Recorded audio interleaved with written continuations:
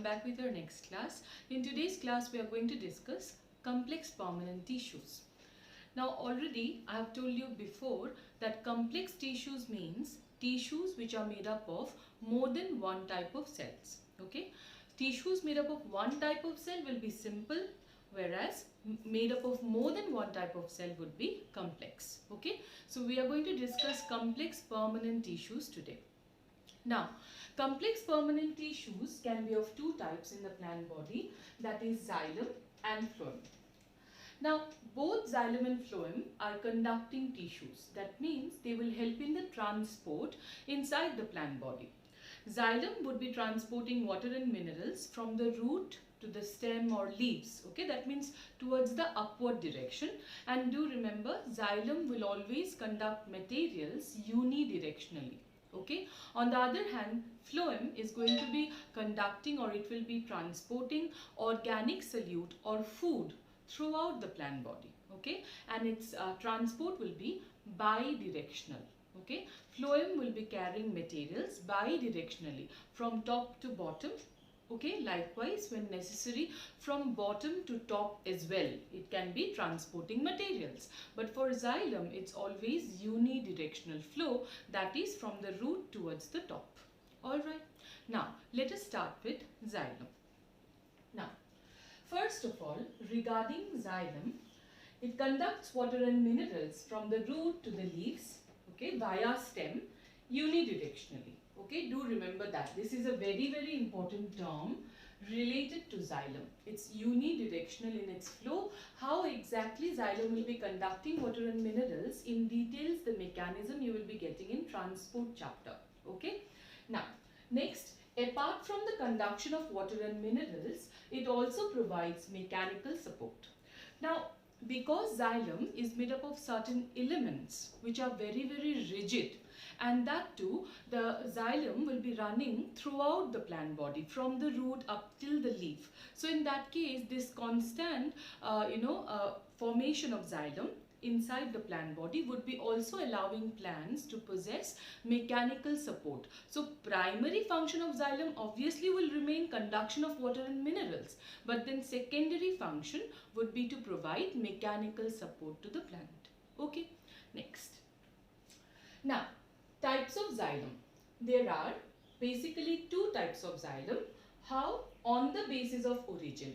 Okay, that means when it is arising, when exactly it is being formed or it is being developed inside the plant body, the xylem can be of two types, primary xylem and of course secondary xylem. So as the name itself suggests, primary xylem, it arises during primary growth phase. Means when the plant is young, okay, in the initial phase of growth, the xylem that will be produced or the xylem that will be developed, that itself is called primary xylem. Alright, so likewise secondary xylem will be what? You can easily guess, isn't it? Secondary xylem means the xylem that will arise during secondary growth phase. Okay, that means it will arise later on in the life cycle of the plant. In short, we can say the primary xylem arises in the plant body when the plant is young, and secondary xylem arises in the plant body when the plant will mature. Okay, fine. Or if you want me to be much more simpler, in that primary xylem will be arising in the childhood, whereas secondary xylem you can say will arise in the adulthood. It's simple. It's very, very simple in that way. Okay. Now, primary xylem again can be of two types, protoxylem and metaxylem. Okay. Now, see, try to understand here a very important concept. See, I'm telling you, primary xylem means the xylem that arises in the plant body when the plant is very young or in its childhood. Now, a child has an age group of 1 to 10 years. 1 to 10 years, the whole age group, we can call it a child, right? Now, the xylem that will be arising from age 1 to 5, that is also primary xylem. And from age 5 to 10, that is also primary xylem, right? But then there will be a slight difference. Okay, from age 1 to 5, the xylem that is there, it is the most initial, Okay, the most, the first formed primary xylem, that we will call as protoxylem. Okay, the first formed primary xylem is called protoxylem. Whereas from age 5 to 10, now even if the plant is a child, but it is growing, isn't it? Its demand for water and minerals is increasing. It is, maturing a little, like slightly it has started to mature. So in that case, now from age 5 to 10, the xylem, the primary xylem that will be produced or that will be formed in the plant body, that will be known as metaxylem. So we can say that later formed primary xylem is called metaxylem, as simple as that. Okay, so primary xylem is the xylem that develops when the plant is young. Primary xylem can be of two types: protoxylem, that is the first formed primary xylem, and metaxylem, when that is the later formed primary xylem. Alright, this is clear. Now see, from age 1 to 5, plants' requirement for water and mineral was less. So protoxylem will be narrower in diameter because it has to carry less of water and minerals. On the other hand, metaxylem, okay, age 5 to 10, this metaxylem is going to be wider, a little wider than the protoxylem. Why? Because now the requirement of water and mineral by the plant has increased. Understood? So in short, what I am trying to say is that protoxylem is narrow, whereas metaxylem is going to be much more wider. So in that case, we can say that metaxylem is matured than the protoxylem. Understood the whole thing? Let me again give you an overview so that it is clear. In the plant body, there are two types of xylem present: primary xylem and secondary xylem. The xylem that will be formed in the primary growth phase, that is going to be primary xylem, and the one that will be formed later on in the secondary growth phase is secondary xylem. Simple. Primary xylem can be of two types: protoxylem and metaxylem. Okay, protoxylem means the primary xylem which is first formed primary xylem, and it's narrow. Metaxylem, on the other hand, is later formed primary xylem, and it's wider and mature. Okay, clear? Fine. Now see a very, very important thing. The arrangement of primary xylem, it varies in the stem and in the root. Okay, that means protoxylem and metaxylem's arrangement in the plant body will keep varying according to the root and the stem. How it would be? See, in case of stem, if suppose this is the stem, the centralmost core region, okay, the centralmost core region of the plant body is called pith, okay, and surrounding the pith remains the xylem arranged. Now, in the stem, as you can see the arrangement, protoxylem, which is narrower, is towards pith, whereas metaxylem, which is wider, is towards the periphery, isn't it? So protoxylem towards pith and metaxylem towards periphery, this kind of arrangement is called endark arrangement, and this is going to be found in the stem. Okay. On the other hand, another type of arrangement, the completely opposite arrangement, can be seen in root, and we call it exarch arrangement. Okay. In exarch arrangement, as you can see, protoxylem, which is narrower, is towards periphery, and metaxylem, which is wider, is towards pith. Understood? This is very important for you to remember. That is, endark arrangement will be found in the stem. Exarch arrangement will be found in the root. Endark arrangement means protoxylem towards pith, metaxylem towards periphery, whereas exarch arrangement means protoxylem towards periphery and metaxylem towards pith. Clear? If you remember one, you can remember the other one automatically because it's exact opposite to each other. Alright, so this is all about the primary xylem and secondary xylem. As I have already told you, the first point, it arises during secondary growth phase or when the plant would mature, and also it develops from vascular cambial ring. Vascular cambial ring is lateral meristem. When we discuss regarding secondary growth, that is at the end of this chapter, you will become much more clear about it. Okay. So with that, the classification or the types of xylem being completed, next let us discuss the xylary elements, that is the types of cells that makes up the xylem. Now let us discuss the xylary elements. Okay, so as you know, xylem is a complex permanent tissue. That means the xylem is made up of more than one type of cell, right? So whatever cells will make up the xylem, all of them will be termed as xylary elements, and the xylem remains formed, or it is going to be developed out of 4 types of cells. So there are 4 types of xylary elements, okay, which makes up or constitutes the xylem, and they are as follows. See, xylary elements, cells which makes up the xylem are called xylary elements, and they can be of 4 types: tracheids, vessels, xylem fibers and xylem parenchyma. Okay, each of their diagram has been given so that you can properly understand what they would look like and how they would be.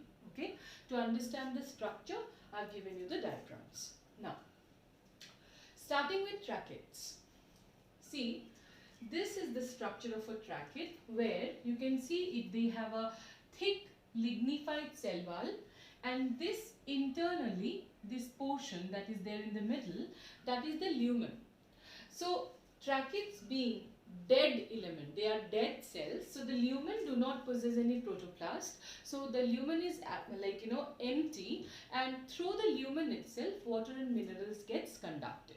Understood? And this markings that you can see, these are actually differential thickenings.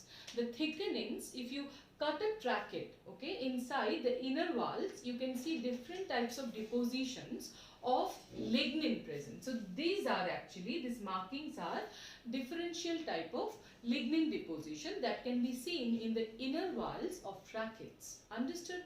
So now let's see. These are elongated cells with pointed ends that you can see already in the diagram. They possess thick lignified cell wall, and these are dead cells without protoplasm that I have already mentioned, right? Now, inner walls possess many thickenings of lignin specially, and they vary in form. So now, inner walls, different types of patterns of deposition of lignin can be seen. Okay. Next. Transport occurs via lumen, with tracheids arranged in long rows placed one above another.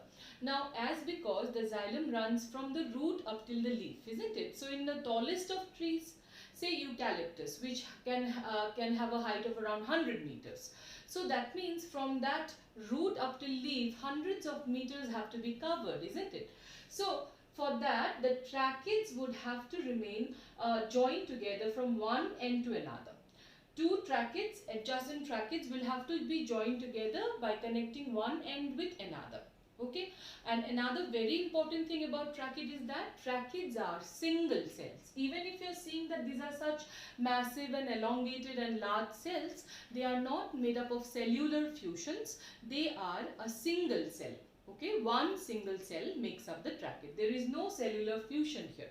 Okay, now, so transport occurs via this empty lumen. As there is no protoplasm also, the lumen is empty and allows transport of water and minerals, with tracheids arranged in long rows placed one above another. Understood this? Next, tracheids are found in all vascular plants. Now see, in the plant kingdom chapter you will get to know that plants, they can be again of 5 types: algae, bryophytes, pteridophytes, gymnosperms and angiosperms. Okay, so out of these 5 types of plants that we see around, it is basically the pteridophytes, gymnosperms and angiosperms which possess xylem and phloem. That means they are the vascular plants, as xylem and phloem are known as vascular tissues. So plants with vascular tissues are called vascular plants. So tracheids are the most primitive xylary elements, okay, which are found in all types of vascular plants. That is, they are found in pteridophytes also, they are found in gymnosperms also, and of course in angiosperms as well. Okay, this is a very, very important point you should remember about tracheids. So because tracheids are found in all types of tracheophytes or all types of vascular plants, that's why they are the most primitive xylary element. This is very, very, very important for you to remember. Understood? Fine, clear? So this is all about trachea. Next is vessels.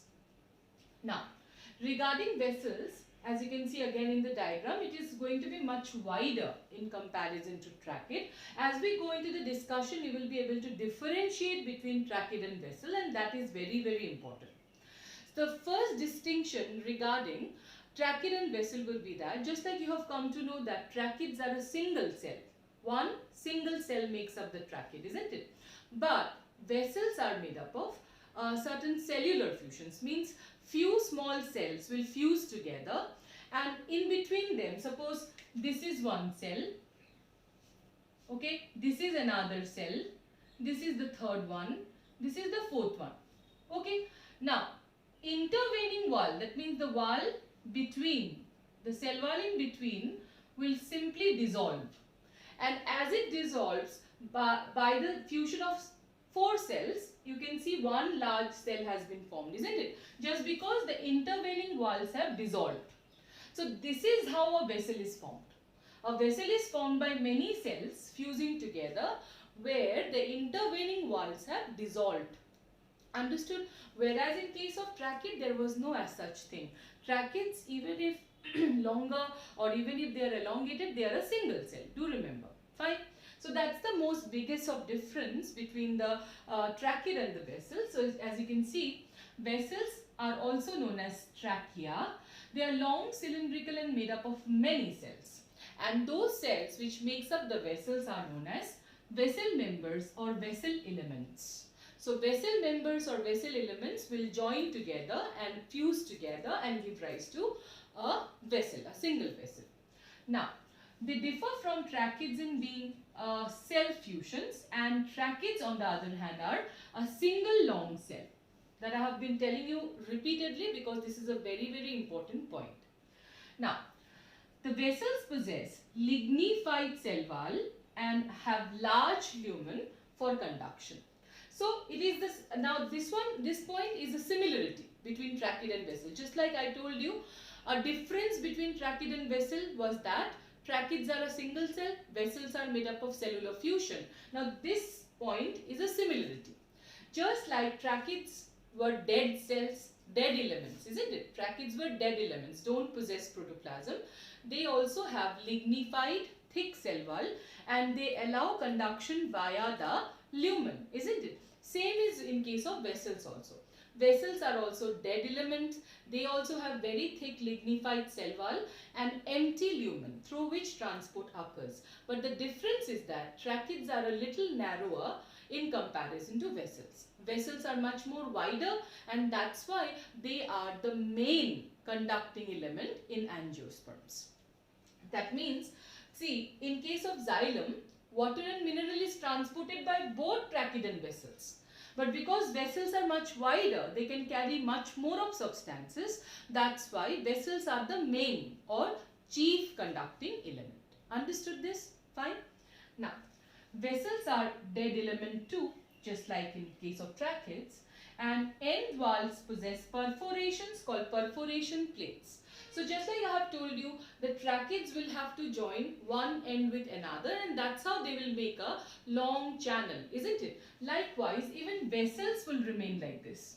Suppose this is one vessel, okay, this is one vessel and this is the next vessel. This is the adjacent one, okay.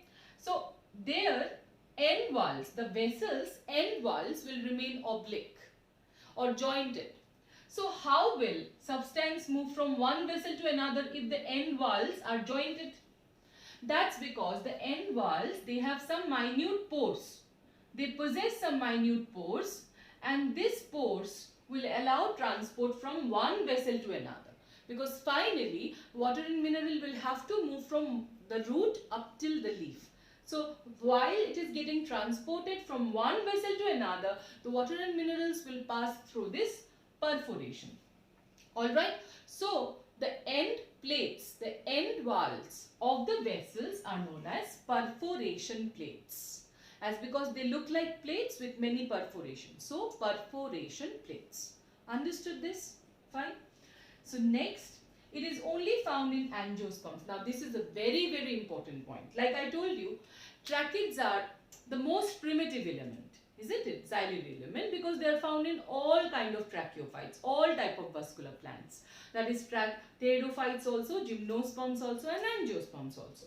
But vessels, they are advanced xylem element. They are only and strictly found in angiosperms. They are not found in pteridophytes and gymnosperms. Okay. Not only that, even a few primitive.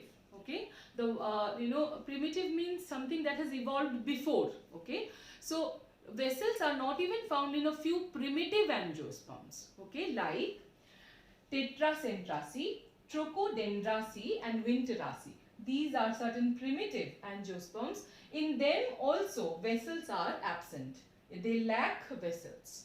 So that means only the recently evolved angiosperms, they possess vessels. Vessels are hence the most advanced xylem elements. Understood? Primitive xylem element is tracheid. Advanced xylem element will be vessels. Clear? Fine. Now moving to the third element, that is xylem fiber. Now xylem fiber you already know about, because xylem fibers are nothing but sclerenchymatous fibers. Under simple permanent tissues we have discussed sclerenchyma, isn't it? And sclerenchyma can be of two types, sclerenchymatous fibers and sclerids, right? So sclerenchymatous fibers which remains associated with xylem, they will be known as xylem fibers. Okay, so as you can see, these are narrow, elongated, and they have tapered ends. They don't allow any conduction. They will themselves not be carrying water and minerals. But what will they provide? They will provide mechanical support. Sclerenchyma means mechanical support, isn't it?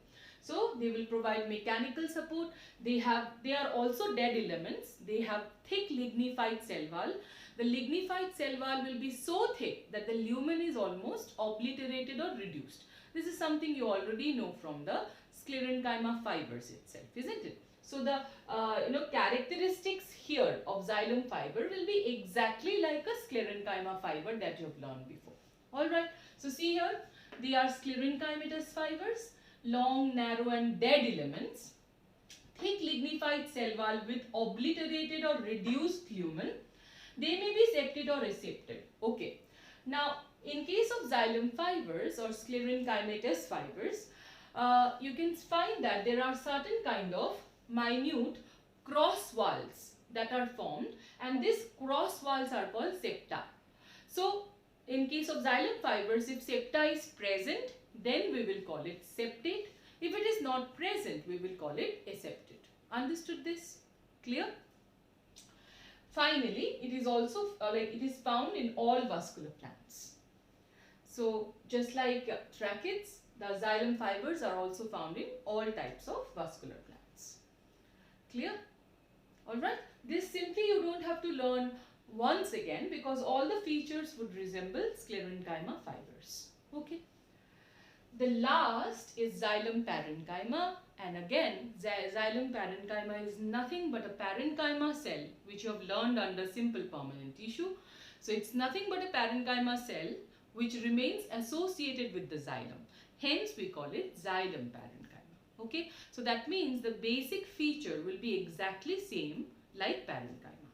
Okay, see here, these are parenchyma cells, that is thin-walled, thin cellulosic cell wall and leaving. Okay, so all the xylem elements that we have discussed, tracheids, vessels and xylem fiber, all are dead elements, right? Protoplasm or living matter is absent. The only living element found in xylem is xylem parenchyma. Fine. So it is living, very, very important, because rest all the elements are dead. Cell wall is cellulosic. No lignin deposition anymore. All the three had lignin deposition. Here lignin deposition is absent. The cell wall is thin and cellulosic. They help in storage. Again, just like I told you, sclerenchyma means mechanical support. Likewise, obviously parenchyma means storage. So xylem parenchyma of course will be allowing storage. And the most important thing here is the most important point. It helps in radial conduction of water. Radial conduction of water means it will be allowing the movement of water in radial directions, diametrically. Radial directions also it will allow. Because see, tracheids and vessels, they are simply taking the water and minerals vertically upwards, isn't it? But radially also the plant body would require water, and that would be given by xylem parenchyma. Hence, we call xylem parenchyma to be ray parenchyma.